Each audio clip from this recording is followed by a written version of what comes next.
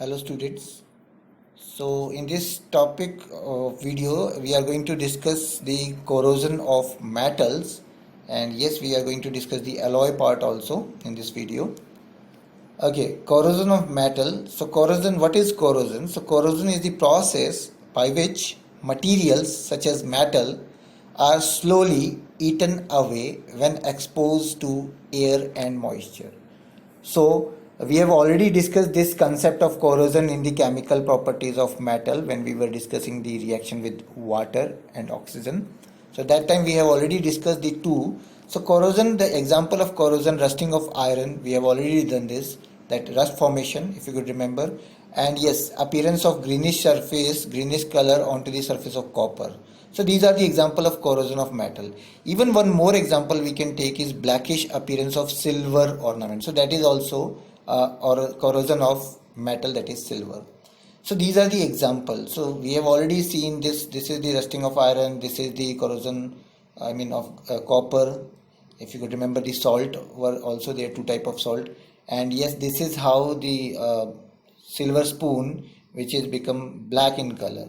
So this is the corrosion. And even there is a metal, that is aluminium, which is also get corroded after some time. So we have already discussed the two examples. So now we are going to discuss the corrosion of metal, that is silver. So silver basically on the surface of silver, this black color is appeared. And remember, this appearance of black color will be there when there is the silver is in unpolluted environment. So sorry, not in unpolluted environment. That means in polluted environment. So what happen in polluted environment? There are compounds like sulfur which is present in the polluted environment, and what will happen? These sulfur compounds are going to react with the silver like this reaction. So this is the sulfur compound, that is hydrogen sulfide, H2S, which is combined with silver to form this silver sulfide, and yes, this gas is going to release. So this is the black color which appears on the surface of silver because of the polluted air that is having sulfur. Okay, now similarly there is a corrosion of metal, that is aluminium. So aluminium react with oxygen to form a protective coating of aluminium oxide. Remember, aluminium is a metal which form a layer of aluminium oxide after reacting with oxygen. So this layer of aluminium oxide prevent the further corrosion of aluminium. So that means these basically aluminium oxide layer, which is corrosive layer, it is going to prevent the further corrosion of the aluminium metal. So this is again acting as a protective layer. So this is quite interesting thing about the aluminium.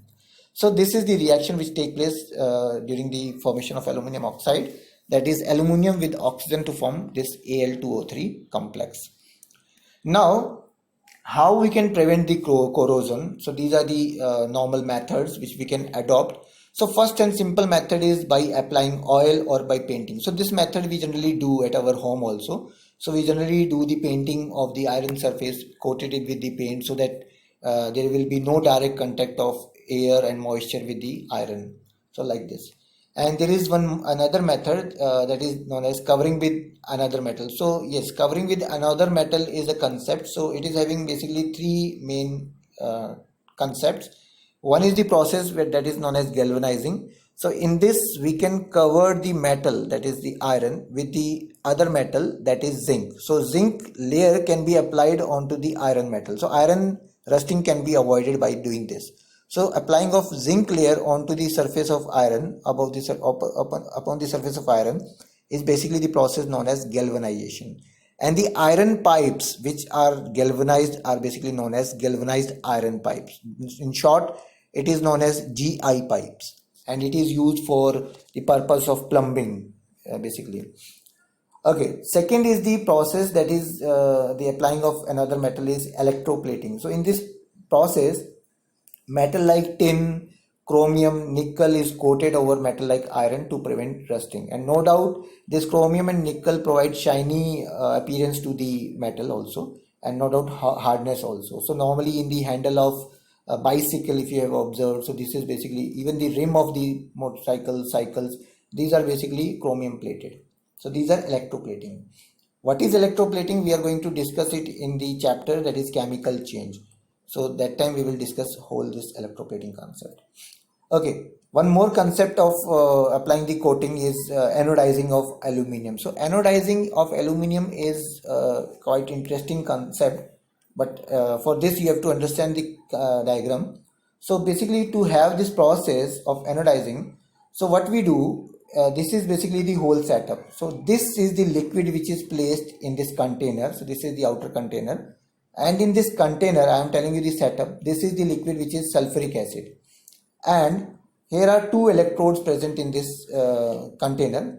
This is the negative electrode which is known as cathode, and this is the positive electrode which is known as anode. Remember this anode word, and this anode is basically made up of aluminum rod, and this cathode, it may be lead also or it may be aluminum also, that is choice, but this is aluminum. This is strictly aluminum, compulsorily it is aluminum, and this is positive terminal, so that is why it is known as anode. Now what will happen, so when the electricity is passed through this circuit, so what will happen, the current will flow like this, like this. So what will happen during this flow of current, the oxygen gas will produce at this terminal, that is the positive terminal, that is the anode terminal. So oxygen which is going to produce, it is going to react with this aluminum to form a compound that is known as aluminum oxide. So that aluminum oxide will form a uniform layer over the surface of this aluminum, and it is going to protect it from further corrosion. So this man-made applying of layer of aluminum oxide is basically known as anodizing of aluminum. Why we use anode word here? Because here aluminum is acting as anode electrode, so that is why it is anode word, anodizing. So this is how we can prevent the corrosion, and these are the various what we can say product we can get after the anodizing of aluminum. So these are the aluminum coated vessels basically, so to prevent rusting. Okay, now there is one more method to prevent corrosion, that is known as alloying, that is to make alloy. So what is alloy? Again, it is a method to prevent the corrosion. Not only preventing corrosion, but alloy can be made for many other purposes. So what is alloy?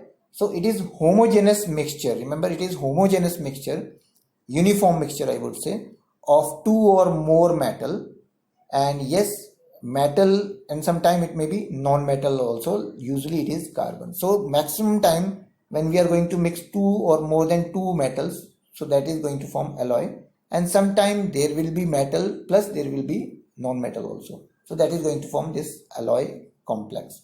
Now alloy is having these benefits, that it after making the alloy of some metal, we can have increase in hardness. The metal which is now alloy will be having more hardness. Similarly, metals will become more resistant toward the chemical and corrosion. So the alloy now, newly developed alloy will be having more resistant toward chemicals and corrosion. So these property can be used of these alloy for many purposes. Similarly, this alloy can, when it is formed, so there will be a change in property. So the metal which is converted into the alloy after mixing with some other metals, so it will be having some different property. Maybe its melting point will become high, maybe its strength will become high, like this.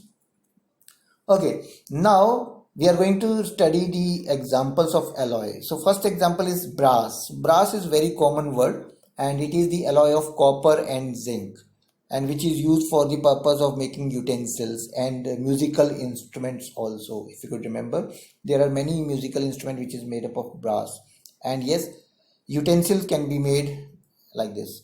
And yes, second is the bronze, so which is again copper and tin, and little amount of zinc is also there, and it is used for making statues and ball bearing also, bronze. Third is the solder, which is alloy of lead and tin, and it is used for making joining metals like soldering of electric appliances, like this. And steel, I have already told you, it is iron and carbon, so it is basically used for the making of body of ships and construction of buildings also it is required. Yes, there are some other alloys like stainless steel, in which iron is mixed with chromium and nickel, and it is used for making utensils, cutlery, surgical instrument, etc. Okay, this is the alloy of aluminium, that is duralumin, which is alloy of aluminium, copper, magnesium, and manganese. So these four metals are there, and it is used for making bodies of aeroplane because it is light in weight and very strong enough. So it is used for making bodies of aeroplane. Similarly, one more alloy of aluminium, that is magnesium, which is aluminium and manganese, as the name I suggested here. So it is used for making wing balance. It is very light. So that is why it is used for making wing balance, and it is used for other light instrument also. Okay, one more alloy that we have already hear about it is German silver. So I have told you it is made up of zinc, copper and nickel. And yes, German silver is very much used for making utensils, and it is also used for making heater and resistors also. So these are the various uses of alloy. So by this we have concluded this whole chapter of metal and non-metal.